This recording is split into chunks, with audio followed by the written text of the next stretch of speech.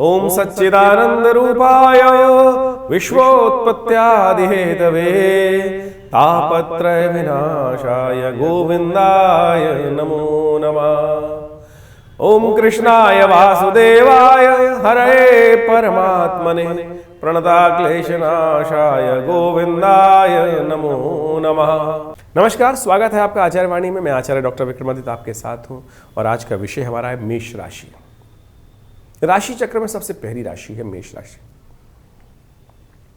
और मेष राशि वालों के लिए ये समय जो बहुत महत्वपूर्ण है, दिसंबर जो है उसका अंतिम पक्ष चल रहा है। 2025 आरंभ हुआ चाहता है। आपके लिए बहुत सारी अपॉर्चुनिटीज़ को ये जाता हुआ वर्ष देखे जाता दिखाई दे रहा है। हमने ग्रह नक्षत्रों पर दृष्टि डालने का प्रयास किया तो समझ में आया कि जाता हुआ दिसंबर जो है, जाता हुआ 2024 जो है, इसमें अंतिम दिनों में कई प्रकार के सुंदर योग बन रहे हैं। यदि समय की पहचान हमें हो जाए सही समय पर तो हम उन चीज़ों को अपने तरफ आकर्षित कर सकते हैं जो हमारे विमुख हो रही थी। जी हाँ, ये ऐसे ही समय है विमुख होती हुई चीज़ों को सुमुख अपने समक्ष लाने के लिए उनको पूरी तरह से लाभ की तरफ मोड़ने का रास्ता बन रहा है। बड़ा महत्वपूर्ण समय बन रहा है। देखिए, आपके द्वितीय भाव में बृहस्पति महाराज इन दिनों वक्र स्थिति में चल रहे हैं। सीधी चाल नहीं, थोड़ी वक्र गति चल रही है। शनि महाराज लाभ वाले स्थान में अब मार्गी होकर बैठ गए हैं और ऐसे में विशेष तौर पर कई ग्रहों का योग बड़ा सुंदर आपके लिए बना हुआ है। इसको हमें समझते हुए कार्य करने का प्रयास करना चाहिए। तो आपके लिए बड़ा महत्वपूर्ण समय हो सकता है ये वाला। इसको सही रूप से समझने का हम प्रयास करें, सिलसिलेवार तरीके से समझें। 21 तारीख की दिसंबर के दिन शनिवार का अवसर है, षष्ठी तिथि है और विशेष तौर पर सूर्य उत्तरायण का तरफ योग बना रहे हैं इस वक्त। सायन पद्धति, निर्णायन सायन 2 पद्धति चलती हैं। पृथ्वी जो है थोड़ी सी घूमी हुई है, इसलिए वो निर्णायन वाले जो हैं वो 23 दिन का फर्क मानते हैं और सायन वाले कहते हैं बिल्कुल सीधा, जो ये एक सिद्धांत है। लेकिन उत्तरायण सूर्य हो रहे हैं इस दिन से तो उसका प्रभाव जरूर पड़ना दिखाई देगा। नई उम्मीद जागती दिखाई दे रही है। ग्रह नक्षत्रों के दृष्टिकोण से हमें समझना चाहिए जो योग बन रहे हैं आपके लिए वो ऐसे हैं कि बिल्कुल ठीक हैं। आपके पूर्ण जो भी काम आप कर रहे हैं उसको पूरी श्रद्धा के साथ कीजिए। जो लोग अड़ाएंगे टांग वो खुद ही अपना नुकसान कराएंगे। ऐसे योग बन रहे हैं तो जल्दी बिल्कुल आश्वस्त होकर आगे चलने का आपको प्रयास करना चाहिए। सूर्य का ध्यान करें, सूर्य का पूजन करें। सूर्य भाग्य में विराजमान है आपके लिए इन दिनों।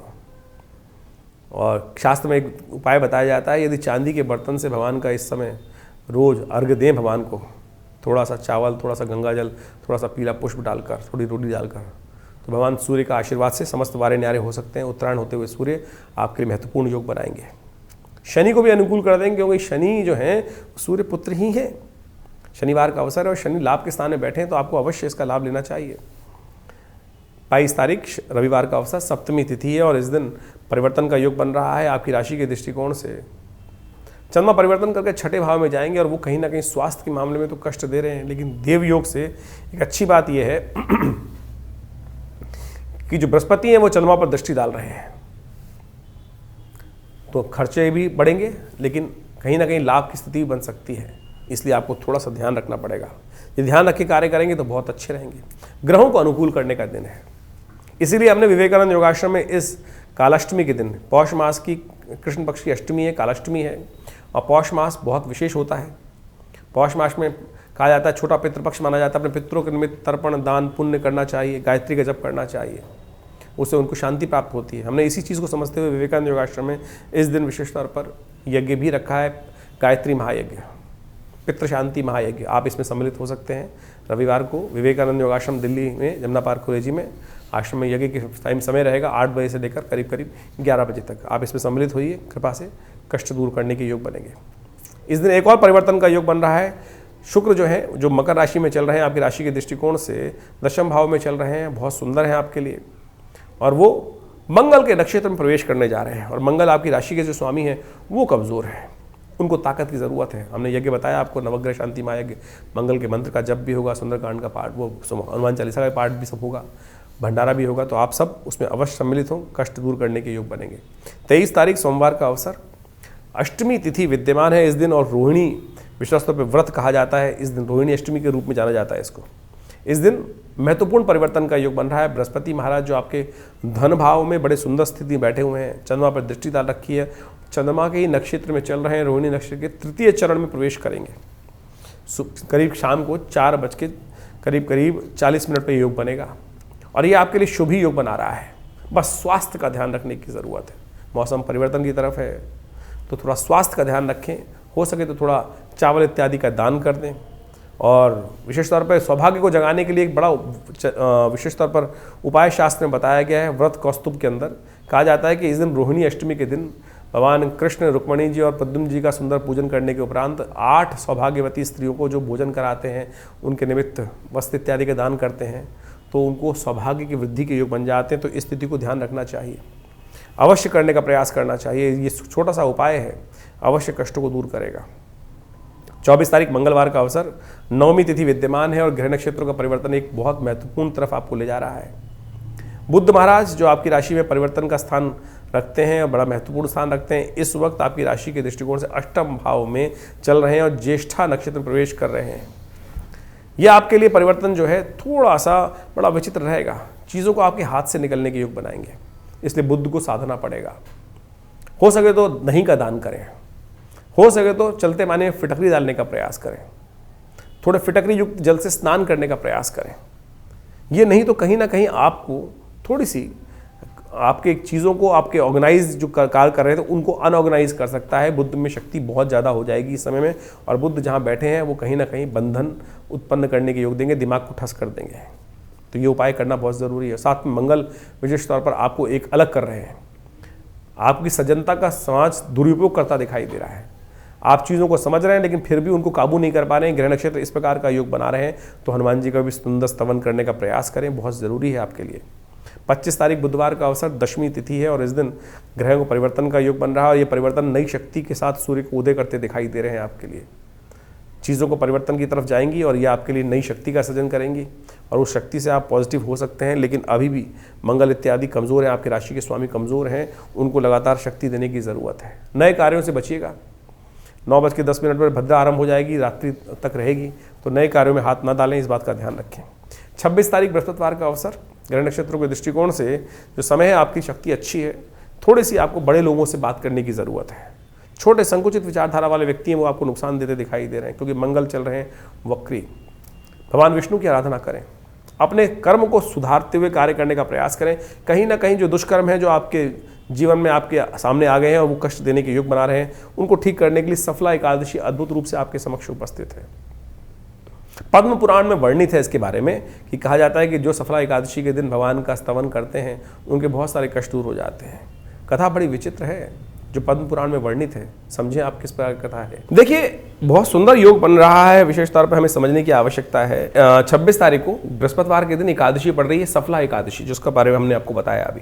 ये सफला एकादशी जो है सफलता देने के लिए अद्भुत है। कई बार हमारे जीवन में हमारे मनोमस्तिष्क में ऐसे विचार उत्पन्न हो जाते हैं जो हमें कई बार हीन भावना में डाल देते हैं, कष्ट उत्पन्न करने के योग बना देते हैं। शास्त्र में कथा आती है कि सफला एकादशी के रूप में, जो पौष मास के कृष्ण पक्ष की एकादशी है, सफला एकादशी के रूप में जानी जाती है। और ये एकादशी इस प्रकार से है कि बहुत प्राचीन काल में विशेष तौर पर शास्त्र में कहा गया है, चंपावती नाम का एक क्षेत्र था और वहाँ पर एक सेठ रहते थे। उनका जो पुत्र था वो कई गलत कार्यों में लग गया। जीवन है, कई बार गलत व्यक्ति हो जाते हैं, नशा इत्यादि जितने भी व्यभिचार कर्म हो सकते हैं उन सब में कार्य करने की वजह से कहा जाता है कि वो अपने पिता की धन संपदा जो थी सबसे विहीन हो गया। जब गलत कार्य में लगोगे और पाप कृत्य में निवृत्त हो गया, पाप कृत्य में लगने के कारण से कहा जाता है कि कई बार जीवन में इस प्रकार के भाव उत्पन्न हो गए कि सब कुछ भाग्य सौभाग्य जो था वो बिल्कुल धर्मविहीन, श्रीविहीन, सब कुछ उसके जीवन में योग बन गया। कहा जाता है कई वर्ष तक इस प्रकार का योग चलता रहा, कुछ रास्ता नहीं दिख रहा था। तो भाग्यवश परमात्मा प्रसन्न होने का योग समझे कि परमात्मा प्रसन्न कैसे होते हैं। कहा जाता है कि भिक्षा मांगने तक की स्थिति हो गई, जब इधर उधर भटकता रहता था। तो एक दिन एकादशी की सुंदर योग था, देव योग से योग बना, कहीं ना कहीं पूर्व जन्म का संस्कार होगा। पीपल के कुछ विशेष तौर पर कोटर के अंदर कुछ, जैसे कहता है आदमी को खाने को नहीं होता, पुराने ज़माने की बात है, तो कुछ छोटे छोटे जो फल वगैरह थे उसने एकत्र कर रखे थे और जब जैसे विक्षिप्त आदमी होता है उसने पीपल के कोटर में उनको रख दिया। कथा को मूल रूप से समझने की आवश्यकता है कि परमात्मा प्रसन्न करने के लिए हम बड़े बड़े कार्य करते हैं, बड़े बड़े कार्य करने का प्रयास करते हैं और उनको प्रसन्न करने का प्रयास करते हैं। परमात्मा तो अनायास ही बिना सोचे समझे कार्यों से भी प्रसन्न हो जाते हैं। समझे, ये भाग्य को सौभाग्य में परिवर्तन करने का रास्ता। कहा जाता है कि उस व्यक्ति ने विशेष तौर पर क्या किया कि उस जो राजकुमार था, जो सेठ जी का लड़का था, उसने जब विक्षिप्त हो गया तो फल फूल इकट्ठे करके लाए और पीपल के कोटर में उसको रख दिए और कालांतर में फिर आगे चला गया, कहीं भूल गया। पीपल के अंदर साक्षात भगवान का वास कहा जाता है, साक्षात विष्णु स्वरूप पीपल के पेड़ को कहा जाता है। कहा जाता है उस समर्पण कर लेने मात्र से भगवान ने उस एकादशी के सुंदर योग में एक कर्म करने से उसके जितने पाप थे उससे निवृत्त कर कर उसको पुण्य को प्राप्ति करने का सुंदर योग बना दिया। यानी ये मुहूर्त है, वास्तविक तौर पर समझने की आवश्यकता है। जो लोग अनायास ही भगवान के प्रति समर्पण भाव से कार्य कर देते हैं इस मुहूर्त में, तो उनको उनके कर्मों से मुक्ति प्राप्त करने का, पाप कर्मों से मुक्ति प्राप्त करने का रास्ता बन जाता है। तो जो विचार कर कर, शुभ रूप से मंत्र जप कर कर भगवान का व्रत करते हैं, तो उनके पुण्यों की कितनी वृद्धि हो सकती है, ये इस कथा का मूल है। ये सफला एकादशी इस प्रकार से इसलिए कहा जाती है सफलता एकादशी, जो सफला रूप एकादशी के रूप में इसका नाम है। तो आप समझे पद्म पुराण की कथा है ये। आज हम कथाओं को विभिन्न रूप से, अलग अलग रूप से उपस्थित करने का प्रयास करते हैं, लेकिन शास्त्रों में इसका महत्व ये कहा गया है कि हम ये मनसा वाचा कर्मणा भी यदि परमात्मा का भजन कर लें तो अनेक प्रकार से, तो कहा जाता है कि वो विशेष तौर पर जब इस प्रकार से उसने कर्म किया और उसका पुण्य प्राप्त हुआ, तो पुनः राज्य जो पिता का राज्य था उसको देव प्रताप से सुंदर योग से पुनः मिल गया। तो आप समझें, इस प्रकार से हमें अवश्य कुछ ना कुछ करते रहना चाहिए, उससे कष्ट से निवृत्ति के योग बन जाते हैं। तो इसको अवश्य करें, इससे आपके कष्ट दूर होने के सुंदर योग बनेंगे। तो मेष राशि वालों, सफला एकादशी की सुंदर कथा आपने सुनी, इसके सिद्धांत को समझना चाहिए हमको। बड़े सुंदर कथाएं हैं। हम लोग अपने कष्टों को दूर करने के लिए अपने पुरानी कथाओं के महत्व को नहीं समझते हैं। इनमें जो व्रत इत्यादि दिए गए हैं वही समस्त कष्टों को दूर करने का योग बनाते हैं। हमारे शास्त्रों में कहीं भी कोई चीज़ कपोल कल्पित नहीं है, वो सिद्धांत को प्रतिपादित करते हैं। लेकिन बाजार में आज की तारीख में जो तथाकथित तौर पर बहुत सारे लोग विद्यमान हो गए हैं जो इन ग्रहों को ठीक करने के लिए पता नहीं लाखों रुपए खर्च करवा देते हैं व्यक्तियों से। कोई किसी को कुछ पहना देता है, कोई कुछ और पहना देता है, कोई कुछ और कर देता है। यदि आप अपने शास्त्रों को समझ के कार्य करने का प्रयास करेंगे, हमने इस ज्योतिष को एक नया स्वरूप देने का प्रयास किया है अपने चैनल के माध्यम से। पौराणिक ज्योतिष का मत जो है वो हम अपने इस चैनल के माध्यम से आपके समक्ष रखते हैं। तो आप इसको समझें तो बहुत अच्छा रहेगा। ग्रह नक्षत्रों के दृष्टिकोण से समय आपका परिवर्तन की तरफ जा रहा है। 27 तारीख महत्वपूर्ण परिवर्तन की तरफ योग बनाती दिखाई देगी आपके लिए, और इस परिवर्तन का लाभ आपको मिल सकता है। आने वाले 2-3 दिनों में इसका लाभ आपको उठाने का प्रयास करना चाहिए। लेकिन मन में थोड़ा बंधन रहेगा, क्योंकि चंद्रमा क्षीणस्थ अवस्था में है। चंद्रमा को थोड़ी ताकत यदि आपने दे दी तो गौ पूजन करके थोड़ा सा यदि गाय को थोड़ा हरा पालक इत्यादि खिलाएं, गाय को विशेष तौर पर गुड़ इत्यादि दें, तो आपकी चंद्रमा को ताकत प्राप्त होगी और परिवर्तन का योग बनेगा। 28 तारीख की यदि हम बात करें तो उस दिन शनिवार है और त्रयोदशी तिथि है, और शनि महाराज आपके लिए पूर्ण लाभ देने के लिए बिल्कुल तटस्थ होकर बैठ गए हैं। और इसके बाद 3 महीने बाद आपकी 7.5 भी शुरू होने वाली है। तो इसलिए शनि को मनाने के लिए अभी से प्रयास कर लेना चाहिए। देव योग से वर्ष के अंतिम शनिवार के दिन शनि प्रदोष का योग बन गया है, तो अवश्य कोशिश ये करें इस समय भगवान शंकर का सुंदर रुद्राभिषेक दूध से और तिल से आदि करने का प्रयास करिए। इस दिन परिवर्तन का एक और योग बन रहा है कि लाभ वाले स्थान में शनि के साथ शुक्र भी प्रवेश करने वाले हैं करीब रात्रि में 11 बजे के 40 मिनट के आसपास से। वो महत्वपूर्ण रहेगा, उसका लाभ आपको अवश्य मिलने के योग बन सकते हैं। 29 तारीख रविवार है और उस दिन चतुर्दशी तिथि है, और साथ साथ ग्रह नक्षत्रों के दृष्टिकोण से ये योग जो आपके लिए बनकर तैयार हो रहा है, ये कहीं ना कहीं आपके लिए लाभ के रास्ते खोल सकता है। 2025 आने को है और 24 जाने को है, और ऐसे में हम 2024 को ठीक करने 25 को ठीक करने के लिए भगवान से सुंदर प्रार्थना करने का प्रयास करें। हमने इसी श्रृंखला में 29 तारीख को विवेकानंद योगाश्रम में नवग्रह शांति महायज्ञ का सुंदर आयोजन किया है, जो सुबह 8 बजे से लेकर करीब रात्रि में दोपहर को 11 बजे तक रहेगा। आप इसमें अपना स्थान आरक्षित करके भगवान का सुंदर स्तवन करने का प्रयास करें और अपने भविष्य को सुदृढ़ बनाने के लिए, क्योंकि 7.5 शुरू होने वाली है आपकी, इसलिए पहले से पुण्यों का अकाउंट बढ़ा के रखने का आपको प्रयास करना चाहिए। वो आपके लिए बड़ा श्रेष्ठ रहेगा। और ये पुण्य जो है ना, कहीं ना कहीं समय जब खराब चल रहा होता है तो वो आगे आ जाते हैं और बड़े से भारी कष्ट से रक्षा कर लेते हैं। 30 तारीख का अवसर ऐसा ही अद्भुत है। ग्रह नक्षत्रों के दृष्टिकोण से परिवर्तन का योग बन गया है। चंद्रमा भाग्य में जाकर सूर्य के साथ विराजमान हो गए हैं। सोमवती अमावस्या का योग बन गया है, जो आपके लिए भाग्य से धर्म की तरफ आपको प्रेरित करता दिखाई देगा, और धर्म की तरफ प्रेरित करने से आपके लिए अच्छा रहेगा। ये सोमवती अमावस्या बड़ा सुंदर पर्व है। पांडवों के जीवन में एक बार भी ये पुण्य नहीं पड़ा था, और हमारे जीवन में बार बार कलयुग में आता रहता है। और इस शुभ तिथि का लाभ अपने पितरों के तर्पण के निमित्त करना चाहिए, गायत्री का जप करना चाहिए, ब्राह्मण भोजन कराना चाहिए, ये सब करना चाहिए। ग्रह नक्षत्रों के दृष्टिकोण से वर्ष के अंतिम 2 दिवस आपके लिए अच्छे पुण्यदायक रहते दिखाई दे रहे हैं, लाभ की स्थिति को उत्पन्न करते दिखाई दे रहे हैं। बड़े संबंधों को स्थापित करने का योग बना सकते हैं, तो इनका लाभ आपको लेने का पूर्ण प्रयास करना चाहिए।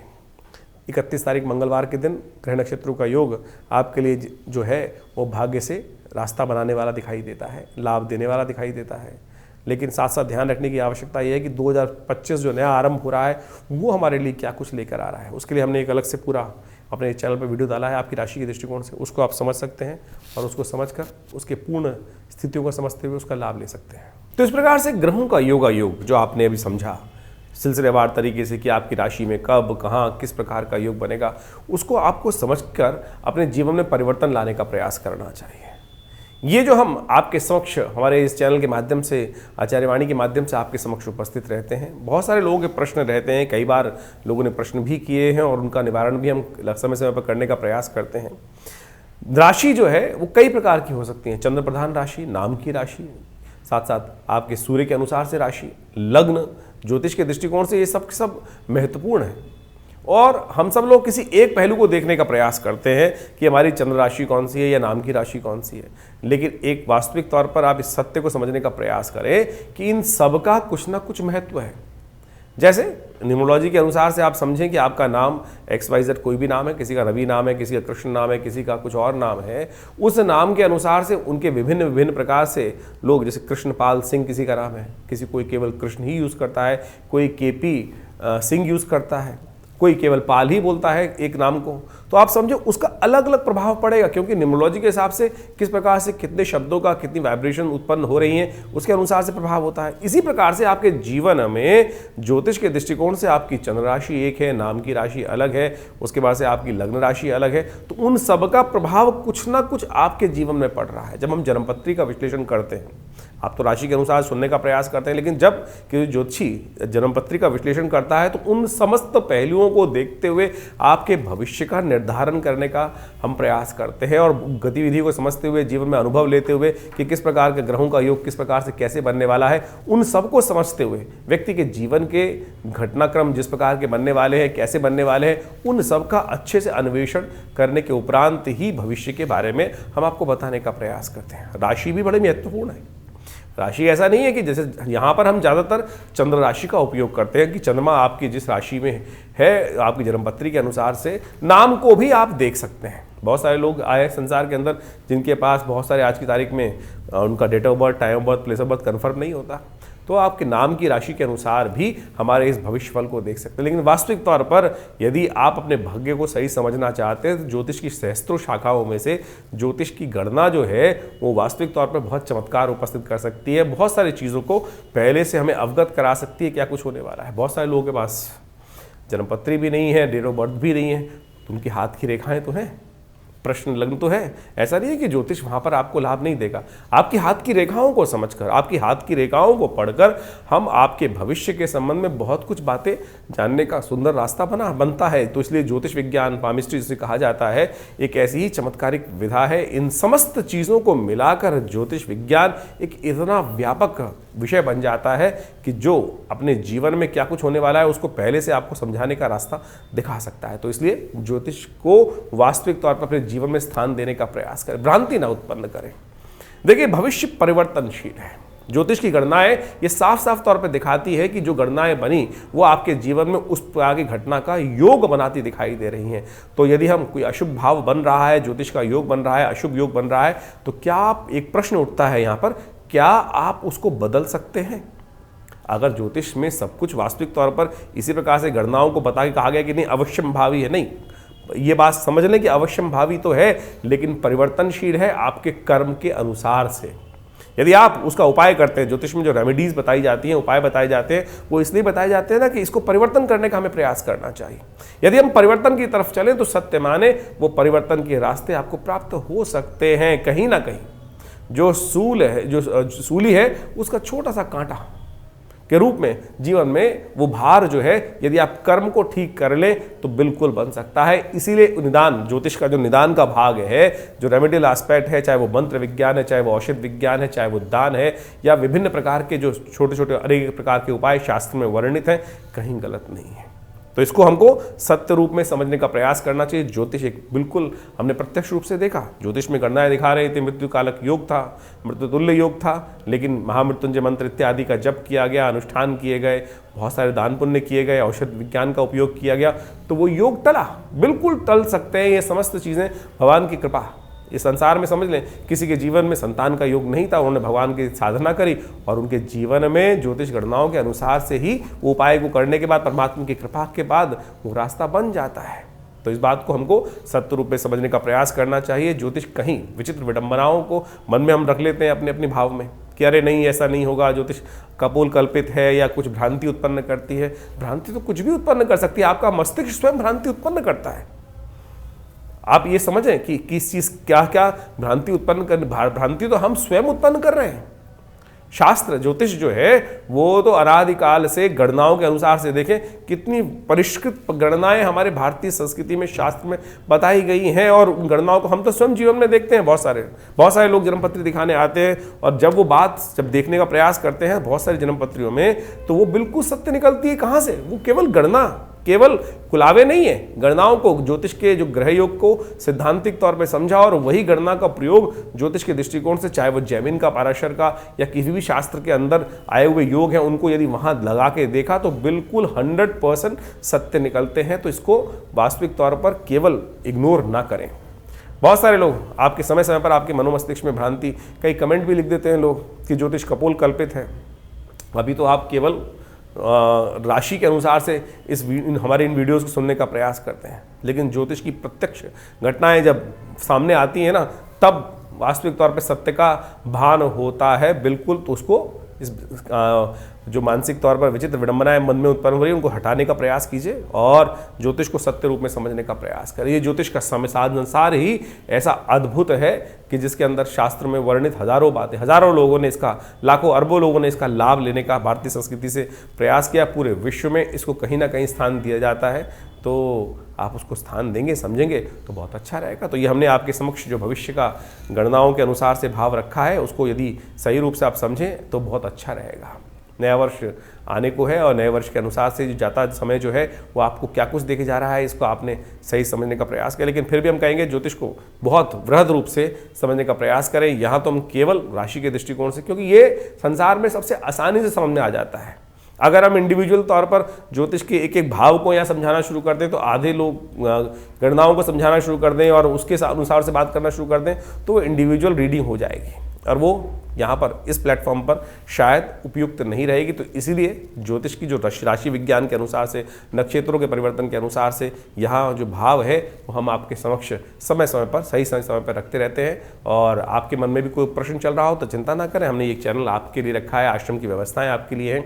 व्हाट्सएप के माध्यम से आप तुरंत हमें अपने प्रश्नों को भेज सकते हैं। हम प्रयास करेंगे उन समस्त प्रश्नों का सही उपयुक्त समय आपको दे सकें, और व्हाट्सएप के माध्यम से जो प्रश्न प्राप्त होते हैं उनके निदान भी हम जल्दी से जल्दी देने का प्रयास करते हैं। लेकिन बहुत सारे लोगों के प्रश्न आ रहे होते हैं, नंबर्स आपके सामने स्क्रीन पर चल रहे हैं, उन पर आप अपने प्रश्नों को भेज सकते हैं। पर्सनल अपॉइंटमेंट लेने के लिए भी उसमें पूरी व्यवस्था आपको व्हाट्सएप के माध्यम से, उस प्रश्न के माध्यम से जो आप भेजेंगे, जो आप इंक्वायरी भेजेंगे, उसमें हम पूरी तरह से हमारे आश्रम संस्थान की तरफ से देने का हम प्रयास करते हैं। बहुत सारे लोग, एक बात और ध्यान रखें, आजकल बहुत सारे लोग हमारे नाम से, कई सारे लोग कह देते हैं कि आचार्य विक्रमादित्य से हम डायरेक्टली बात कर रहे हैं, और बहुत सारे लोग हमारे पास कई प्रकार इस प्रकार की सूचना आई हैं। तो थोड़ा सावधान रहें। हमारा दिल्ली में ही आश्रम है, विवेकानंद योगाश्रम संस्थान है, और हर रविवार को हम स्वयं आप सबसे वहाँ पर मिलते ही है, जिसमें सामूहिक यज्ञ का जो कार्यक्रम होता है। वैसे तो नित्य प्रति 8 घंटे आश्रम में यज्ञ होता है, लेकिन रविवार के दिन सुबह 8 बजे से लेकर 10 बजे तक विशाल भंडारा, सुंदर यज्ञ, स्वाध्याय और आपके प्रश्नों का निदान, जो भी छोटे मोटे प्रश्न हो सकते हैं उनको हम निदान देने का समय पर प्रयास करते ही हैं। तो आप रविवार को विवेकानंद योगाश्रम में सादर आमंत्रित हैं, और इस कार्यक्रम में आप भाग लेकर माँ भगवती का सुंदर दर्शन कर सकते हैं। जैसा हमने आपको कई बार बताया है कि विवेकानंद योगाश्रम में 1947 में मुल्तान से माँ भगवती का सुंदर शिव विग्रह पधारा, और उनका आज वहाँ पर सुंदर मंदिर विराजमान है। उनका दर्शन करेंगे तो देखिए 500 साल भगवती की दिव्य प्रतिमा पुरानी, उनका दर्शन करने मात्र से बस बहुत सारे कष्ट जीवन से दूर हो जाते हैं। और आप स्वयं सादर आकर रविवार को या कभी भी, बहुत सारे उत्सव होते हैं समय समय पर, उसका बारे में हम आपको बताते ही रहते हैं। तो आप यदि आश्रम में आएंगे और माँ भगवती के सुंदर सानिध्य में रहेंगे तो माँ भगवती कृपा से बहुत सारे जीवन के अप्रत्यक्ष कष्ट भी अपने आप जीवन से दूर हो जाएंगे। साथ साथ विवेकानंद योगाश्रम के माध्यम से हम यहाँ समय समय पर बहुत सारे यज्ञ इत्यादि, बहुत सारी कथाएं, बहुत सारे सुंदर कार्यक्रम समय समय पर आपको बताते रहते हैं, वो होते ही रहते हैं। इसके अलावा योग, प्राकृतिक चिकित्सा, आयुर्वेद का एक पूरा 100 बेड का हॉस्पिटल भी चल रहा है, जिसमें बहुत सारे लोग आकर अपने स्वास्थ्य संबंधी समस्याओं का निदान भी यहाँ पर करते हैं। और बहुत सारी भारतीय पराविद्याओं के संबंध में, चाहे वो मंत्र विज्ञान है, चाहे वो योग विज्ञान है, चाहे वो यज्ञ विज्ञान है, आयुर्वेद, मुद्राएं और इस प्रकार से योग की बहुत सारी सहस्त्रों शाखाएं, प्राणायाम इत्यादि, हठ योग इत्यादि पर बहुत सारा शोध कार्य, कुंडलनी योग, ध्यान योग, इस पर समय समय पर हम प्रकाशित भी करते रहे हैं। करीब करीब 50 पुस्तकें आश्रम की तरफ से प्रकाशित की गई हैं, जो विभिन्न योग इत्यादि के क्षेत्र में, अध्यात्म के क्षेत्र में बहुत अद्भुत स्थान रखती हैं। तो आप हमारी संस्थान से जुड़कर अपने जीवन में पूरा महत्वपूर्ण परिवर्तन लाने के लिए सुंदर योग बनाएं। स्वागत है आपका विवेकानंद योगाश्रम में।